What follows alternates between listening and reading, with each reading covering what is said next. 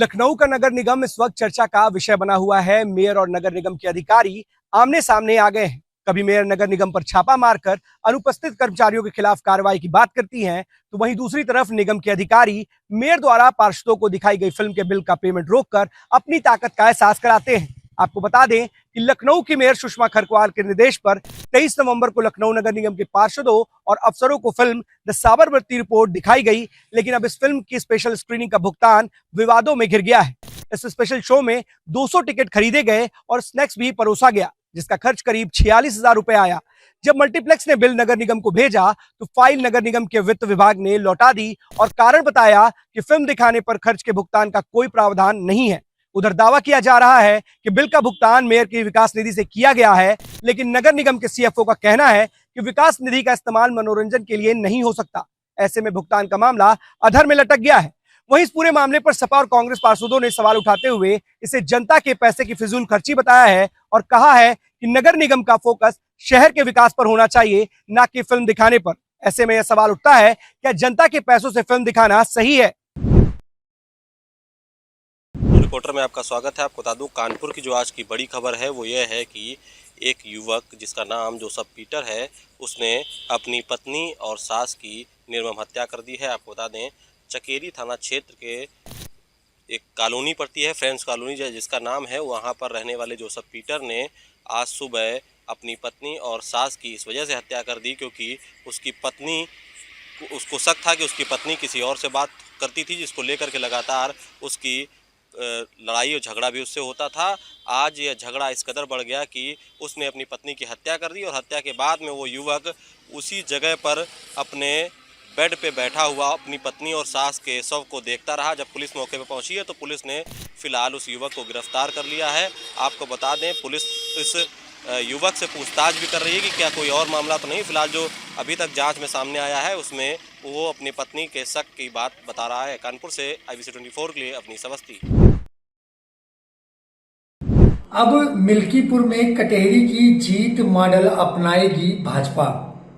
आपको बता दें कि जिन मंत्रियों की जीत दर्ज कराने की कटेहरी विधानसभा में ड्यूटी लगाई गई थी, अब उन्हीं मंत्रियों की ड्यूटी अब मिल्कीपुर को जिताने के लिए लगाई गई है। जल शक्ति मंत्री व सहकारिता मंत्री JPS राठौर को यह कमान दी गई है।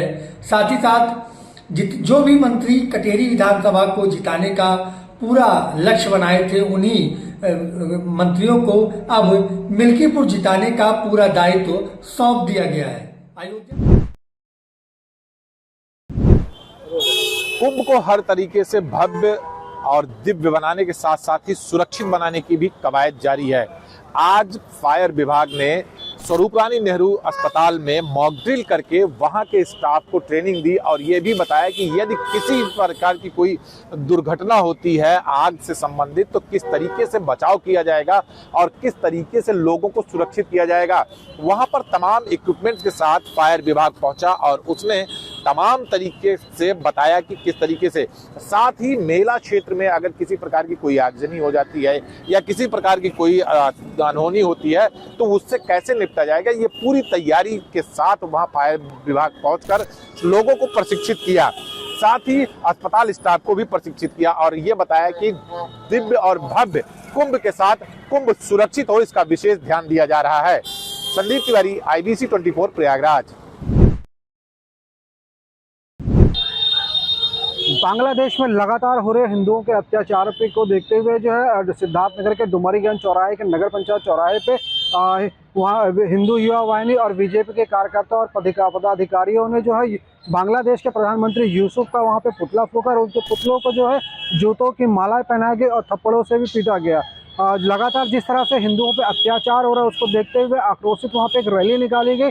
रैली निकालने के बाद जो बांग्लादेश के जो प्रधानमंत्री उनका पुतला फूंका गया और थप्पड़ भी उनको मारा गया। फिलहाल जो बांग्लादेश में जिस तरह हिंदुओं पे अत्याचार किया गया, हिंदू जो धर्मगुरु है उनको जो फर्जी तरीके से एक आरोप के साथ एक षड्यंत्र रच के जो है जिस तरह से जेल भेजा गया, उसके खिलाफ भी आक्रोशित रैली निकाली गई।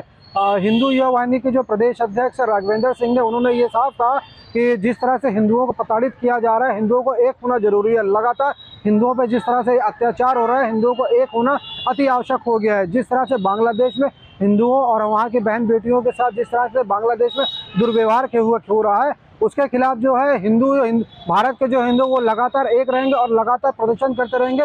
यूसुफ को लगातार जिस तरीके से उन लोगों ने ये धर्मगुरु जो हिंदू के, तो उनके खिलाफ जिस तरह षड्यंत्र करके जेल भेजा गया है, उसके खिलाफ में धरना प्रदर्शन ये लगातार चलता रहेगा। पुलिस ने कार्रवाई करते हुए 2 गेस्ट हाउसों को सील किया है। बुलंदशहर पुलिस की माने तो दोनों गेस्ट हाउसों में अनैतिक कार्य हो रहा था, जिसका एक वीडियो सोशल मीडिया पर वायरल भी हुआ था।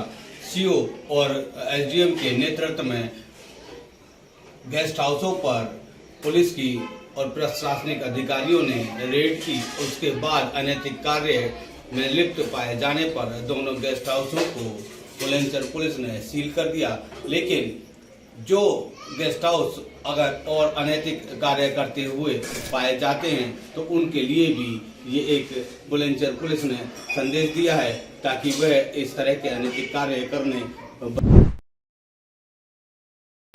मामला सलोन कोतवाली का है और अगर बात करें तो 15 से 40 दिन पहले की घटना है। घटना जो है गुमशुदगी से स्टार्ट होती है और एक कलयुगी बेटे की करतूत सामने आती है। आपको बताते चले कि मामला सलोन कोतवाली के तहत आता है और एक बुजुर्ग महिला जो है अपने घर से गायब होती हैं और उनके जो पति हैं वो जो है नज़दीकी थाने सलोन में जो है जाकर के एक तहरीर देते हैं कि उनकी वाइफ जो है गायब हो गई हैं। और उसमें तहरीर में जब पुलिस पड़ताल करती है, जांच पड़ताल पे निकलती है, तो उसमें जो है कई तत्वों को लेकर के ऐसी बातें चलती हैं और ऐसे करते करते लगभग 40 दिन बीत जाता है, लेकिन पुलिस अपनी तफ्तीश नहीं छोड़ती। अगर बात करें सलोन कोतवाली की, तो सलोन कोतवाल जितेंद्र सिंह ने ठान ली कि इस केस को सॉल्व करके ही रहेंगे। और ऐसे अगर बात करें कि जो है जब ऐसे इंस्पेक्टर अगर रहेंगे तो डेफिनेटली कुछ लोगों को न्याय ज़रूर मिलेगा। और वही जो है ये घटना आई है।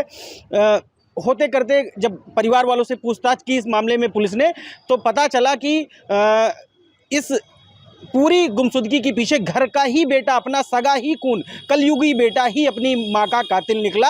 और जब इसकी पूरी घटना का पता चला तो बेटे ने अपनी मां का गला दबाकर एक छोटे से विवाद को लेकर घर में जो है हुई इतना बड़ा जो है कत्ल कर दी। देखिए, जनपद रायबरेली में थाना सलोन क्षेत्रांतर्गत एक व्यक्ति जिनकी उम्र लगभग 65 वर्ष है, राम दुलारी नाम है, उनके द्वारा 16 नवंबर को पुलिस को अवगत कराया गया था कि उनकी पत्नी घर से गायब है। पुलिस उसी गुमशुदगी की जांच कर रही थी कि उसी दौरान पिता के द्वारा बताया गया कि उनको कहीं से पता चला है कि उनके बेटे ने ही उनकी पत्नी को मार के, यानी अपनी मां को उसने मारा है और कहीं पे फेंक दिया है। पुलिस ने जब कड़ाई से पूछताछ की और सीसीटीवी और सीडीआर की मदद से जब पूछताछ उससे कड़ाई से की गई, तो उसके द्वारा बताया गया कि 15 नवंबर को उसका और उसकी मां का झगड़ा मोटरसाइकिल को लेके हुआ था, जिसमें उसने अपनी मां का गला दबाकर उसकी हत्या कर दी थी। और कल उसको जो है सोलन पुलिस ने गिरफ्तार किया और मौके से डेड बॉडी बरामद की गई और उसमें कलयुगी बेटे को गिरफ्तार कर रायबरेली पुलिस और सलोन कोतवाली ने जेल भेजा।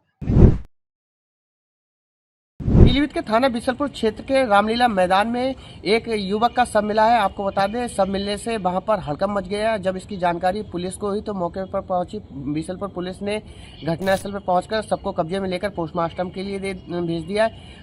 वहां के परिजनों ने बताया कि युवक 3 दिन पहले घर से दवाई लेने के लिए घर से बाहर गया था। जब 3 दिन तक घर नहीं पहुंचा तो उन्होंने इसकी गुमशुदगी भी दर्ज कराई है। जो युवक था वो काफ़ी बीमार भी चल रहा था और मानसिक स्थिति भी खराब थी। इसको लेकर भारी संख्या में वहां पर लोग इकट्ठा हो गए। मौके पर पुलिस ने पहुंचकर सबको कब्जे में लेकर पोस्टमार्टम के लिए भेज दिया है। IBC 24 न्यूज़, आकाश पाठक, पीलीभीत। आज हरदोई जनपद में PWD विभाग में भ्रष्टाचार थमने का नाम नहीं ले रहा है। अभी कुछ दिन पहले ही मुख्यमंत्री योगी आदित्यनाथ जी ने 16 अधिकारियों को सस्पेंड कर दिया था। वहीं पर एक नया मामला आया है PWD विभाग से, जिसको 40 लाख रुपए ठेकेदार को लेने थे। उस 40 लाख रुपए लेने के एवज में 10 लाख रुपए की रिश्वत जेई ने मांगी थी और उसके बाद में उसको दबक्का बुलाया गया। दबक्का बुलाने पर 1 लाख रुपए उसको पेशगी दी गई हुई। पेशगी देते हुए एंटी करप्शन टीम ने धर दबोचा है और उसको हमें हाथ पकड़ लिया है।